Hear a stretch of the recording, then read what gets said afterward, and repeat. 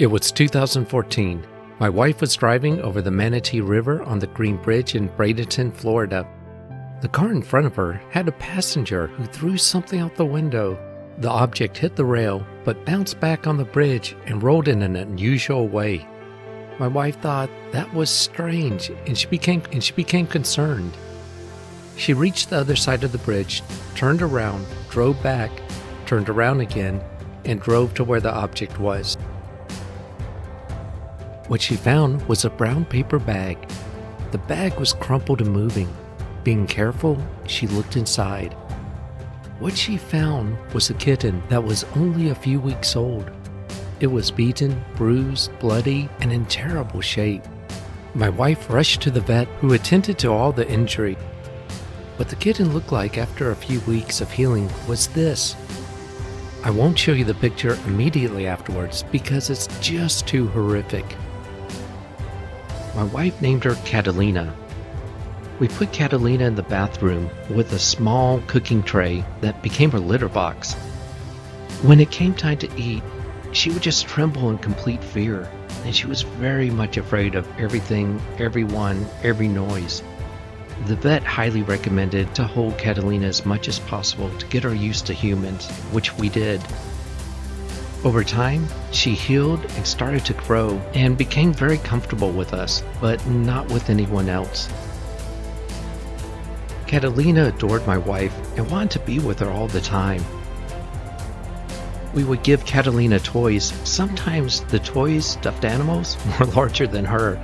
She would take these stuffed animals into her private area where she had complete sanctuary, and she lived with them. While she got along with us and the other cats, she was still very much afraid. If someone came by, rang the doorbell in the morning to drop off a package or something like that, she would run and hide and would not come out until the evening. She would hide under just about anything. But feeling safe, it was a challenge. Over time, Catalina became more playful and hid less. Initially, with the other cats, Catalina was uncomfortable being around them. She eventually relaxed and seemed to enjoy their company. Her colors became darker and she felt a lot more secure. Early one evening, the cats and I were in the same room. Suddenly, there were some explosions. The neighbors started celebrating the new year with fireworks. Catalina was just about to hide under the bed, but I said, "It's okay, Catalina." Then, something happened. Catalina paused, looked at the other cats who were ignoring the explosions. Instead, they were grooming or napping. Rather than running and hiding, Catalina sat and listened for a while. After a while, as the fireworks increased, Catalina went to sleep. There's a valuable lesson in all this. Regardless if we're aware of it or not, regardless of our intentions, we model behaviors for other people.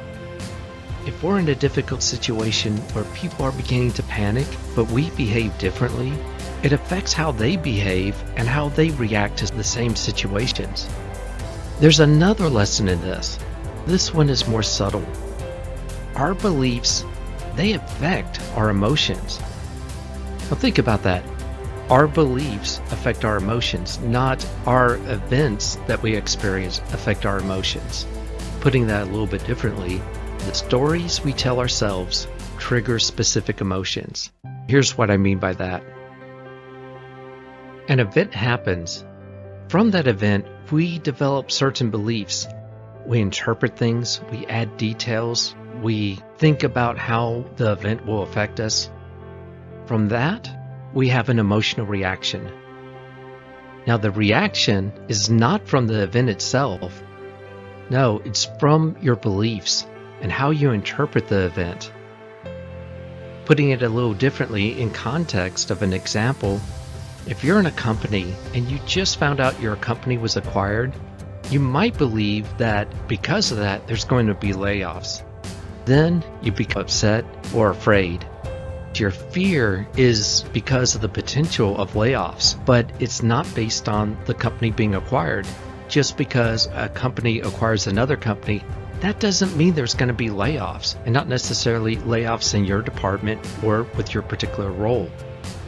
We get upset based on the details that we fill in, whether they're true or not.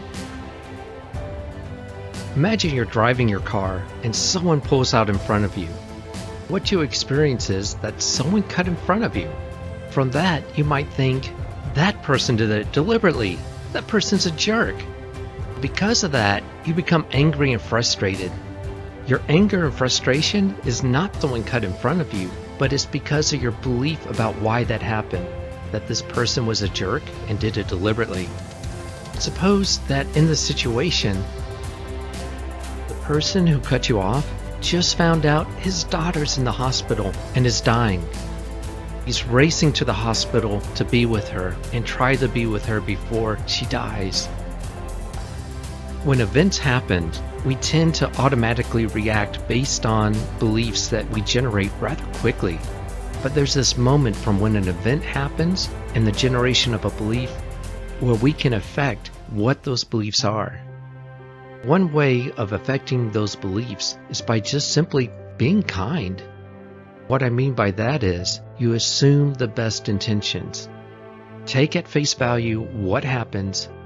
Instead of making up a story that's harmful, that someone did something wrong to you, you create a story that shows that the person has the best of intentions. By doing that, we have different emotional reactions that are more positive and, frankly, are more sincere and more accurate. Again, our beliefs affect our emotions, and the stories that we tell ourselves, whether they're automatically generated or we interject our own stories, trigger specific emotions. Mike Bassett, the author of The Man in the Ditch, had an extraordinary, terrible situation happen to him. He almost lost his law practice. But from the experience, he came up with some principles and beliefs that changed his life and how he approached just working with other people. One of the things he learned is similar to what I just talked about, and that is, he believes assign the most generous intentions to others' actions. Another one is that communication, when it's grounded in true humility, can soften the hardest of hearts. I'm Gary DePaul, and I hope that Catalina's story has been helpful. Just remember, be kind to other people and change your stories by assuming the best intentions.